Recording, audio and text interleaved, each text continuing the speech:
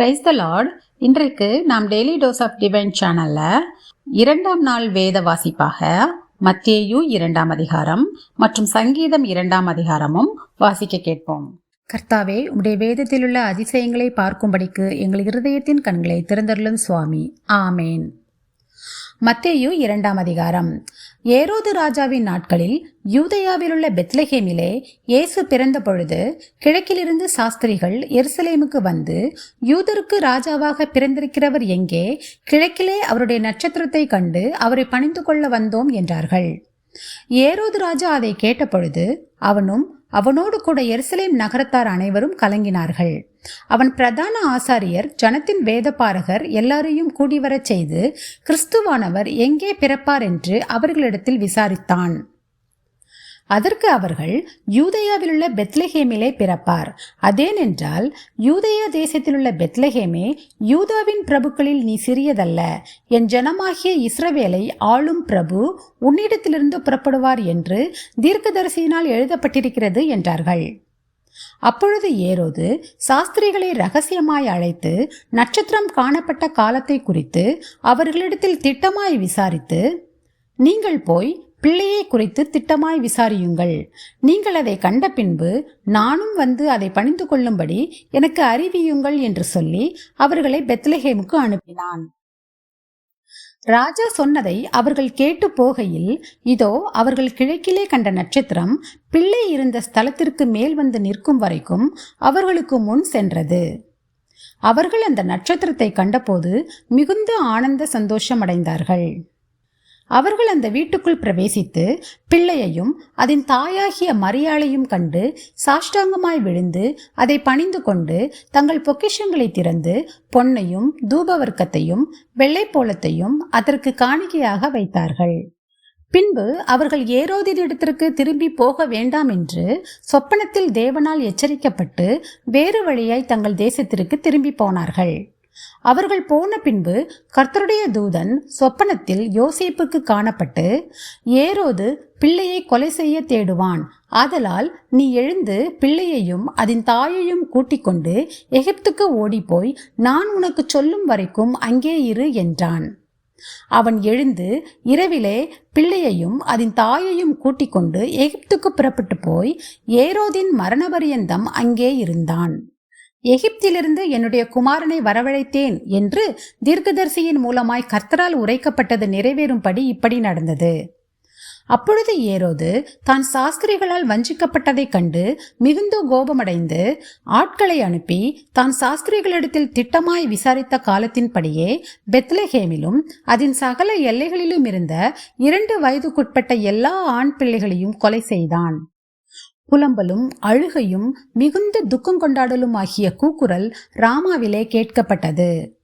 ராகேல் தன் பிள்ளைகளுக்காக அழுது அவைகள் இல்லாதபடியால் ஆறுதல் அடையாதிருக்கிறாள் என்று எரேமியா தீர்க்கதரிசியினால் உரைக்கப்பட்டது அப்பொழுது நிறைவேறிற்று. ஏரோது இறந்த பின்பு கர்த்தருடைய தூதன் எகிப்திலே யோசேப்புக்கு சொப்பனத்தில் காணப்பட்டு, நீ எழுந்து பிள்ளையையும் அதன் தாயையும் கூட்டிக் கொண்டு இஸ்ரவேல் தேசத்துக்கு போ. பிள்ளையின் பிராணனை வாங்க தேடினவர்கள் இறந்து போனார்கள் என்றான். அவன் எழுந்து பிள்ளையையும் அதன் தாயையும் கூட்டிக் கொண்டு இஸ்ரவேல் தேசத்துக்கு வந்தான். ஆகிலும் அர்கிலாயு தன் தகப்பனாகிய ஏரோதின் பட்டத்துக்கு வந்து யூதேயாவில் அரசாளுகிறான் என்று கேள்விப்பட்டு அங்கே போக பயந்தான்.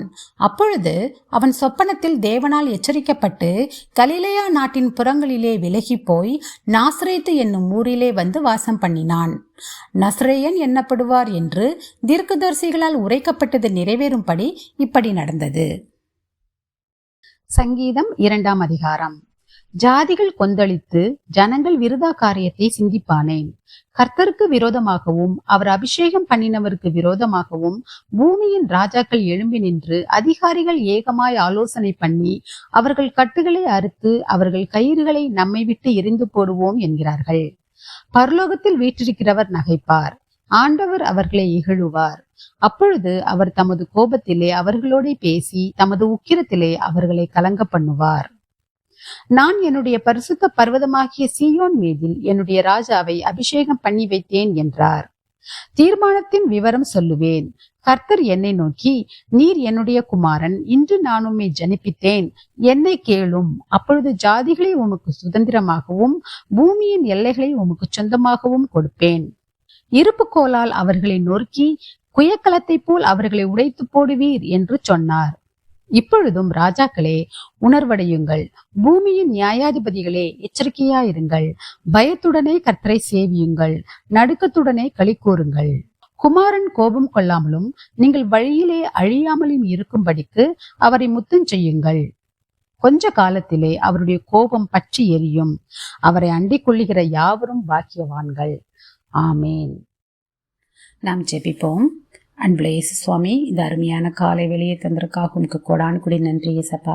எத்தனையோ பேருக்கு இல்லாத சிலாக்கியத்தையும் பாக்கியத்தையும் அற்ப பாவிகளும் தூசுகளும் ஆகிய எங்களுக்கு தந்திரே, அதற்காக உமக்கு நன்றி இயேசப்பா. எங்களுடைய ஆயுசு நாளில் ஒரு நாளை கூட்டி சேர்த்த தயவுக்காக உமக்கு நன்றி இயேசப்பா.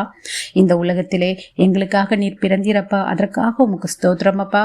எங்களுக்காக நீர் சிலுவையில் ரத்தம் சிந்தினீர். அந்த கல்வாரியின் அன்பின் இரத்தத்தால், தூய இரத்தத்தால் எங்கள் ஒவ்வொருவரையும் கழுவி எங்கள் பாவங்களையெல்லாம் நீக்கியறல வேண்டுமா ஜெபி அப்பா.